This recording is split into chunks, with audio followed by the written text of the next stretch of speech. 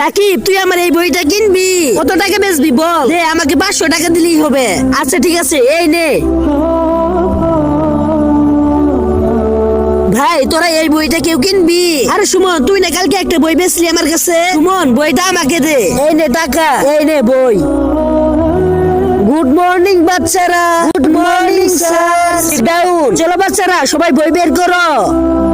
কিরে সুমন, তুই বই বের করলি না কেন? তোর বই কই? স্যার, আমার কাছে বই নেই। আরে তুই কি বলতেছিস? বন্ধুরা, এরপর কি হলো সেটা দেখার আগে এই যে এখানে প্লাস বাটনে চাপতে ফলো করে দাও প্লিজ, কারণ তোমাদের জন্য তো প্রতিদিন কষ্ট করে ভিডিও দিই। তোমরা যদি ফলো না করে তাহলে কেমন হবে? আর ভিডিওটি যদি ভালো লেগে থাকে তাহলে অবশ্যই একটি লাইক করে দিবে। আর যারা ফলো করে দিয়েছে তোমাদের সুন্দর নামটি কমেন্ট বক্সে লিখে যাবে। এগুলো আমাদের কাছে বিক্রি করে দিছে।